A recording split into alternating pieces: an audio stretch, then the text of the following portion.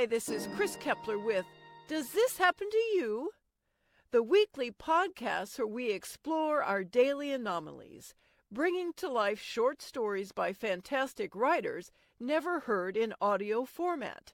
A weekly mini audio book about life and befuddlement just for you. This week we have a story from Jessica Wildfire, who you'll find on medium.com. And here is Why We All Secretly Love a Hot Mess. Few things boost your confidence like watching a total fuck-up.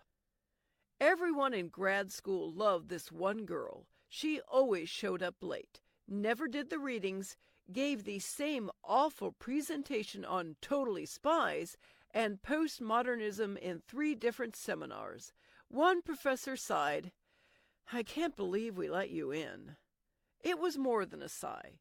He tossed his bifocals on the desk and massaged his temples for 10 entire seconds. "Yeah, that bad. Have you ever seen Totally Spies? It's worth watching. And if you can squeeze a dissertation out of it, be my guest." We complained about that girl all the time, but secretly I appreciated her so much, especially at the end of the semester. Twice, I deliberately signed up to give my seminar presentation after hers. Look, I'm something of an overachiever, and there's nothing we overachievers enjoy more than a hot mess on a low bar. I'm not saying it's good or bad, just speaking the truth. Many of us judge ourselves harshly, hold ourselves to impossible standards, end every day wishing we'd accomplished more. But sometimes a gift comes our way, the hot mess, crashing through life with reckless abandon. Look at them, trying to push a cart full of groceries through the express checkout lane, missing their flights because of hangovers, soaring over typos on every other slide at a conference. We're not like them. We don't show up to work drunk or anything. Long ago, I myself was a hot mess.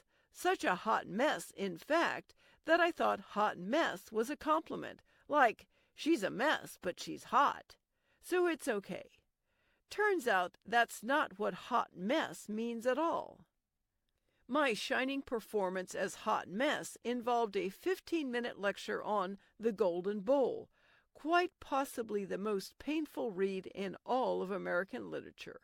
I just turned 21. You know what that means. You don't? Okay, it means I was out partying a lot, instead of at home, reading Henry James like a good gal. After a long and winding prelude for me on whether or not the bowl was actually made of gold, the professor finally called my bullshit. He said, "Can you just give us a basic summary of what happens?" I tried my best. I said, "This woman sees a crack in a bowl, and it symbolizes her divorce." Hey, that's what SparkNotes said. It had to be partially correct. But the professor stared on, waiting, unimpressed. For the first time in my life, I faked a stomach pain. I cringed and held my side. I said, "Actually, I'm not feeling too well. Maybe you'd better do it." And then I left and didn't come back. The next class, the professor handed me my grade, a merciful D+. It took reading all of William Faulkner to convince him I wasn't a complete airhead. Okay, almost all. Fine, half. A year later, I was still having issues. I was supposed to give a presentation on Othello, much less onerous than Henry James. This time I worked my ass off, but I turned into a perfectionist and worked on the thing all night. I had handouts galore. Back then, I relied on Kinko's to make copies. Such torture. I didn't get there until an hour before my class, wound up 20 minutes late. 0 copies because everyone else in the world had also procrastinated. So I wound up illustrating Othello on a whiteboard with dry erase markers. Looking back, I don't know what the hell happened to snap me out of my hot mess phase. Maybe you just fuck up enough times you get sick of it. You start putting in some effort and it pays off. Someone compliments you on your work and you realize it's kind of nice to have your shit together, like you did in high school. Remember? A year ago, I invited a full professor to give a guest lecture to my students. He'd promised a 30-minute talk. After 5, he turned to me and said, "So what else?" I spent the rest of class leading him through his own plan, based on what he'd told me over coffee the week before. Yeah, not cool. But I felt like a fucking rock star. Look at me, staying calm and guiding someone else through their own presentation. What a badass. Frankly, it was some of the best coaching I'd ever done. He was glowing with pride by the end. The motherfucker even took a bow. My first year as a professor, I felt anxious and intimidated, agonized over my syllabus and assignments, fretted over lesson plans. I wanted everything to be perfect. Even one negative evaluation made me nauseated. And then one semester, a postdoc showed up to class wasted. He hit on all his female students. When they recoiled, he shouted expletives and tripped over a chair. A day later, the police escorted him from campus. My all-time favorite hot mess was an office aide. He once tried to drive a golf cart down a brick stairway.